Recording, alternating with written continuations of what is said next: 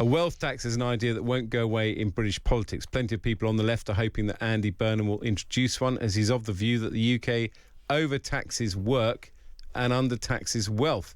There's also a need to raise some more money, with the Independent Office for Budget Responsibility warning that we need to act to prevent debt from moving onto an unsustainable and ever-rising path, which means either cutting spending or increasing taxes. My next guest is keen on a wealth tax. He's Gary Stevenson, presenter of the YouTube channel Gary's Economics, and he's also presenting a new documentary for Channel 4. It's called How to Get Filthy Rich, and you'll be able to watch it at 9 o'clock tonight, and then of course you can watch it on Catch Up as well. Let's hear a bit of the trailer. Are you worried about what might happen to inequality if rich people increasingly stop paying taxes? You have an obsession with this solving inequality. People are having to make a decision on whether they eat or whether they stay warm. This is millions of hard-working people who can't afford basic housing. I got about 3,000 acres of land. Everything you can see is mine. Reminds me of the Lion King. Well, there you go. Gary Stevenson, you were a trader, so you got rich quite young. Yeah, I was a trader. I started working as a trader when I was 21. 2008 financial crisis. Just before that, watched a string of terribly bad predictions that the economy was going to get better, which it never did. I realised that things would get worse and worse because we had a crisis of growing wealth inequality, and I bet that the economy would collapse. I still bet that. I bet that at the beginning of COVID. And yeah, I've made millions of pounds basically betting that because we're not doing anything about rapidly growing inequality, living standards are going to keep collapsing for ordinary British people. And you've made, you've become very well known because of this thesis. Somebody who, let me put it this way, that, to a certain extent you can get rich quite easily without sort of doing the hard work that we think of as hard work, and therefore you've kind of let people look under the bonnet and say, actually, some of these people who get rich, they should be taxed properly. Well, I think we live in a really interesting economy when you start to consider the question of how to get rich, because really, there's one strategy which has really become the dominant way to get rich in our society, and it works virtually every time, and it's reached the point now where basically nothing else works, and that is to have a rich dad. If you can achieve that, you're sorted. If you haven't managed that, I'd recommend try again, and if that's not working, then help me stop inequality from increasing, and follow me on Gary's Economics and watch the documentary this evening. And so what was interesting, I felt from reading about your documentary, was you don't want a wealth tax because you think necessarily that the rich there's more room to raise taxes to pay for public services. You want a wealth tax as a sort of intervention to provide a sort of more equal society. Yeah, Can wealth taxes work that way? I think my big concern is that the wealth distribution is changing very quickly. Yeah. And this has been my concern ever since 2011 when I was working as a trader. Look at what's changed. So, when my dad was working in the 80s and 90s, he worked for Post Office for 35 years, 20 grand a year. He could buy a house, he could get a pension, he could get retirement, send 2 kids to university. That was possible for an average working man. My mum was a stay-at-home mum 30 years ago. Nowadays, someone in the same situation, they'll never be able to afford property. So what you see there is the loss of wealth of the working class.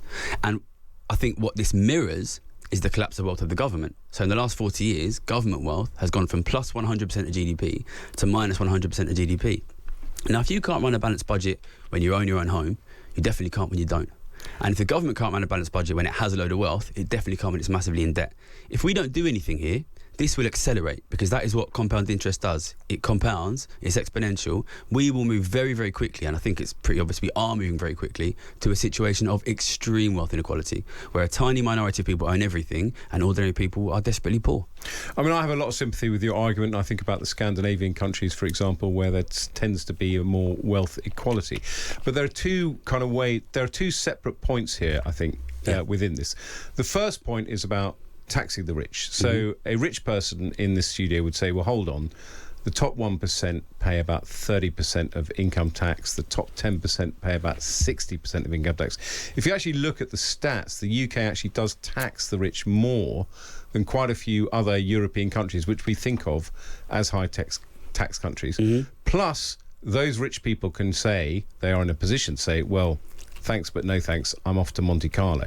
So at some point, taxing the wealthy becomes counterproductive. So what do you say to those arguments? Yeah, so this idea that the top 1% pay 30% of income taxes is basically totally wrong. Right, okay. So the Times Rich list, right? Yeah, You're working for Times. Have you ever looked at the taxpayers list? So there's a separate list that comes out, the top taxpayers. Something like Chris Tone or whatever. Have you ever noticed that no one's on both lists? Yeah. Listen, we have a tax system which taxes ordinary working people very aggressively. If you sound like me, if you look like me, if you come from working class background, if you make your money working, you pay 60%. It was 50% top tax rate when I was working, plus everything else. But if you inherit 10 billion, like the Duke of Westminster, what'd you pay? Nothing. Listen, the top 1% of taxpayers pay the most tax, but they are not the top 1% of rich people. Listen, the reason I'm wearing this T-shirt, which says tax, wealth, not work, is because I'm not trying to raise tax. I'm trying to change who pays tax. At the moment, ordinary working people from ordinary British families are paying 50-60%, and the super rich are paying nothing. And they are stacking up assets by more and more and more and more. They're going to own everything. Why is it that a working man or woman goes out there, works hard, gets a good job, studies hard, pays 50%, and a billionaire who got it from his dad pays nothing? Is that fair? So that's another part of the argument. So what you're saying when you're talking about a wealth tax and wealth equality is that actually the way we tax people is completely wrong. And again, I have a lot of sympathy with that argument, because you can tax property because property can't get up and move to Monte Carlo. So are you saying that we are undertaxing property? The government introduced a tax on farms, which got everyone very annoyed, but you'd presumably be quite sympathetic to that, because a lot of people buy farmland in order not to pay inheritance tax. So we're not taxing assets enough. It's not just property, because property, actually, if you look at property is easily the most broadly distributed asset, because a lot of most ordinary people, when they get a bit of wealth, first thing they're going to buy is property. Really, the big inequality is financial assets, stocks and shares and bonds. These are the real big inequalities. But yeah, we're not taxing assets enough. And it's not, I want to be clear about this, it's not about fairness. This is not about fairness. This is simply a case of, it's just maths. So my undergrad degree is maths and economics. You cannot have a situation, I interviewed a billionaire on the documentary, and he said he won't accept less than 15% a year on his investments. If you're worth £1 billion, making 15% a year, you are going to be making every single year £150 million passive income. And that's the guy with £1 billion. We've got a trillionaire now. If you allow these guys to keep going untaxed, they will very quickly buy and own everything. And what that means is ordinary British families cannot afford assets, cannot afford pensions, and crucially, cannot afford a home. And that would therefore lead logically to increasing things like capital gains tax. Capital gains is an interesting one, right? Because capital gains is a tax that you pay when you sell. So imagine you are this billionaire. The guy we interviewed was called Bassem Haidar. You got £1 billion. You're making £150 million a year. £150 million a year passive income. You don't even get out of bed. If you're making £3 million a week passive income, how often will you sell an asset? I wouldn't. Exactly. These guys never sell assets. So the problem... So listen, I'm not against... I know there's a big debate right now about equalising income tax and capital gains. I'm not against that, but that will not hit the richest, because they never have to pay. Realistically, that's an upper middle class tax. I'm not against it, but we do need to deal with that very, very top 1%, because the truth is, the upper middle class in most cases already pay quite a lot of tax. The real problem is this billionaire class who are increasingly untaxed. And I guess there's a counter argument. You call it passive income, the 150 million. The billionaire would presumably say, no, my income's working. I'm investing in great British companies. They need my capital. That's why they're publicly quoted. It's not passive income. They couldn't operate without people like me investing. We used to have much higher tax rates on the rich, and we used to have much more equal wealth distributions. And what that means is, rather than everything being owned by the super rich, things are owned by ordinary people, and things used to be owned by the government. And in that period of time, the 50s, 60s, 70s, where we had wealth being owned by ordinary working people, wealth being owned by the government, we had extremely high growth rates. And that is known as the golden age of capitalism. Listen, if giving everything to the rich and the super rich led to high rates of investment and high rates of growth, then please show me where is the investment and where is the growth. This is the movement. As we have moved towards this zero tax society on the super rich and this very high inequality society, investment has collapsed, growth has collapsed, living standards has collapsed, and poverty has exploded.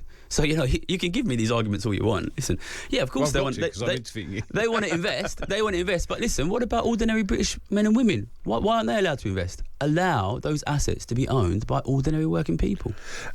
The other argument that occurred to me when I was listening to your thesis, and this is my sort of final point, is there an element of displacement activity here? So you talk about ordinary people not being able to afford their home. Totally sympathetic with that. Mm-hmm. The argument about that is that the government just simply won't build enough houses. We're just not building enough houses. Yeah. So there's a lot of taxpayers' money going into the health service, but it's not getting more efficient.